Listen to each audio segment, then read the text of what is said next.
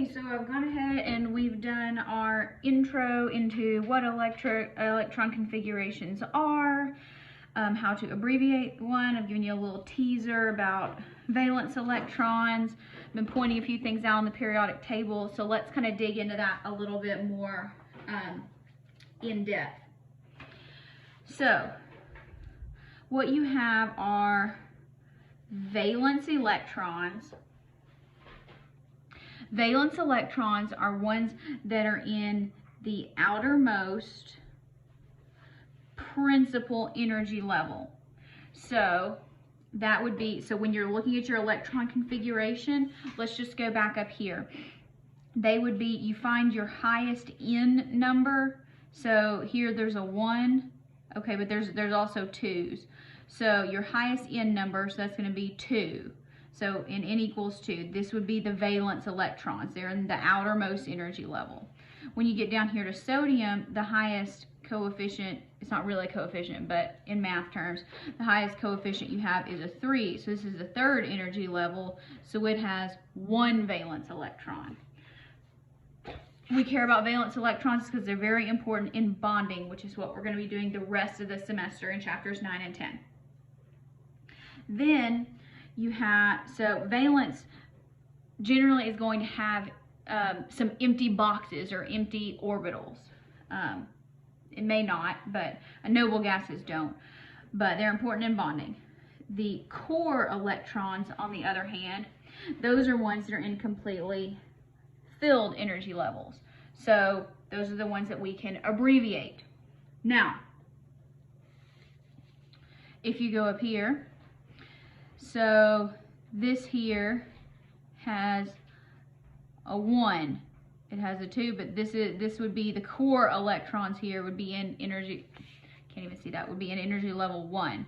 Energy level 1, these are the core electrons. When you get down to sodium, 1 and 2, these are the core electrons. So you have to kind of be careful there, look at what you're using. Now, I told you how to do electron configurations using the diagonal rule. Now I'm going to show you another method on how to do it using the periodic table. The periodic table, believe it or not, is actually divided into 4 blocks of elements that correspond to S, P, D, and F blocks. So, let me go ahead and just point out where they are, and then we'll talk about them again, and then I'll point them out some more. So the S block is the first 2 columns. So all the ones in this column have a number and S1.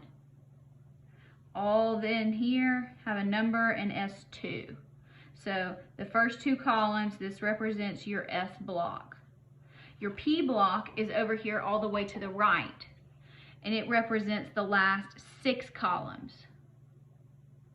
So 1, 2, 3, 4, 5, 6. So all the way down here, these are your P block right here. These transition metals right through here, if you count them, they are 1, 2, 3, 4, 5, 6, 7, 8, 9, 10. Guess which ones those are? The D block, because those hold 10 electrons. And then these inner transition metals that you have down here, how many are they? 1, 2, 3, 4, 5, 6, 7, 8, 9, 10, 11, 12, 13, 14. These down here, this is your F block. Now, for your S and your P blocks, the principal quantum number, so that's your N number, is equal or the same as the row number. That's why I had you do your row numbers. So this would be, so in this here you have 1s2 or 1s1. You go over here and you have 1s2 because helium is kind of a noble gas. But it doesn't have a full 8 electrons. So here you have 2s1, 2s2, 2s2, 2p1, all the way up to 2p6. Now, so those are your S and your P blocks. It's always the same as what your row number is. Turn the page. Now, for the D block, the D block, that's this one right in here. Right in here, where those transition elements are. The D block, the principal quantum number is the row number -1. So when you get here, it's in row number 4, but this is 3D. So this is 3D. So you go from 4S to 3D. If you don't believe me, check your diagonal rule. It shows you that. So follow the arrows on the diagonal rule until you get comfortable with how the periodic table is determined. When you get way down here into the F block, so here, this is in row 6, but the principal quantum number in the F block is the row number -2. So when you're in 6S, you go to 4F. Now, we're not going to be doing a lot of these way down here because there's some, it's kind of, it seems arbitrary, but remember I told you as the energy levels increase, what's more and less stable really depends. It gets a little more nebulous, and so these way down at the bottom of the periodic table are a little bit different. Now, put a star by this because you're going to miss it on the test, even though I tell you to be looking for it. So there are exceptions to the general rule. When you look at chromium should be, so it should be 4s2 3d4, but it is not. That's what it is, but it's actually this. This is the correct one, 4s1 3d5. And when you look at copper, when you do it, you say it should be 4s2 3d9. Now, but it's not. It's actually this. This is the correct one.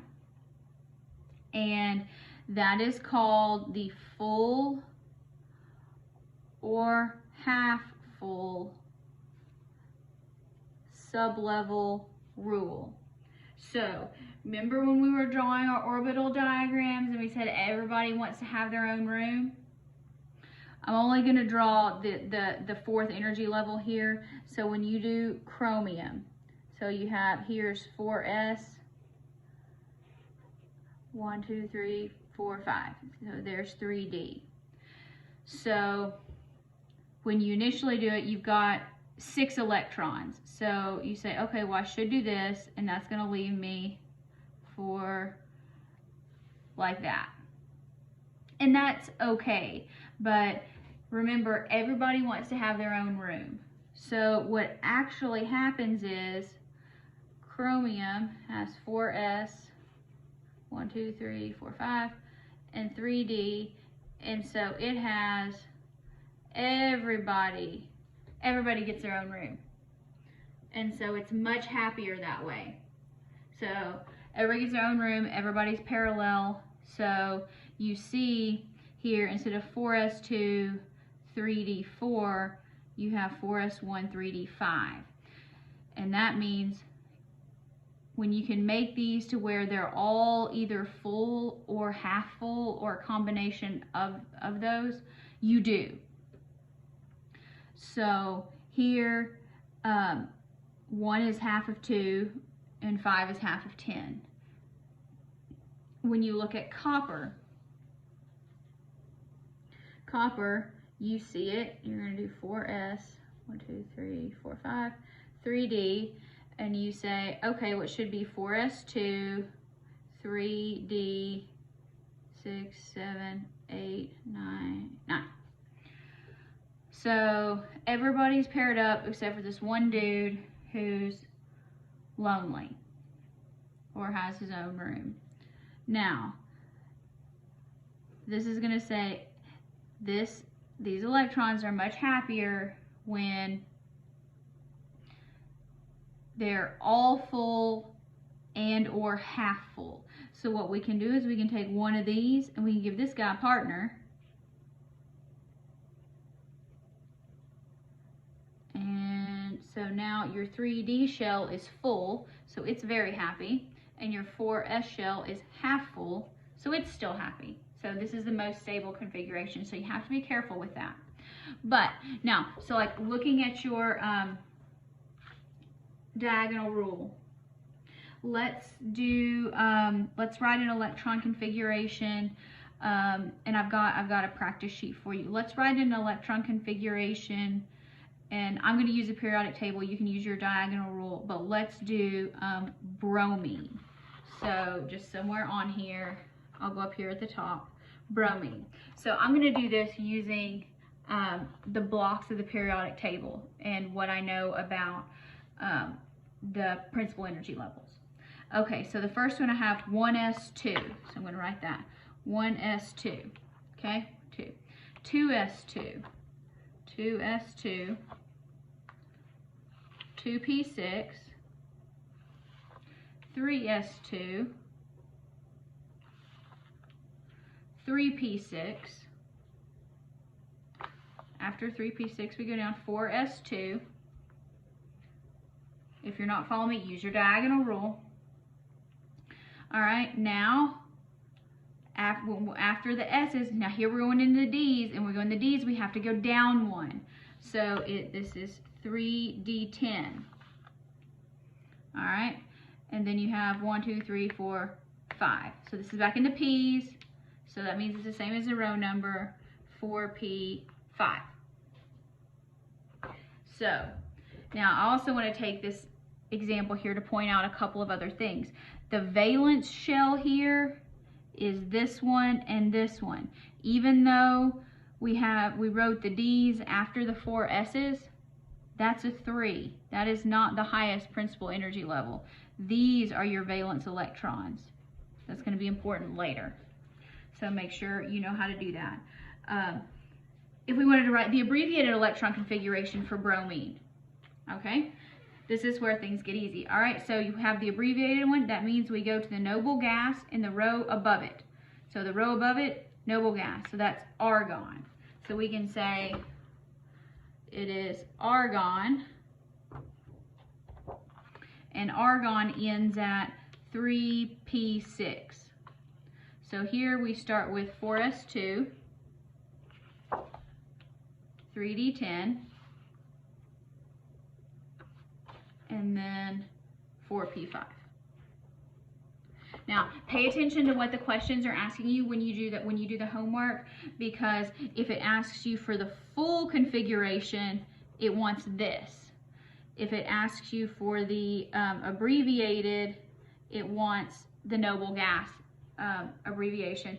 If it wants an orbital diagram, this here is an orbital diagram. That's the boxes. So make sure you know the difference between those, otherwise you might be spinning your wheels unnecessarily. So this, writing electron configurations, so that would be sections 3 and 4 of chapter 8, are the most important things that we're going to do in chapter 8. So that's what you really need to make sure that you focus on.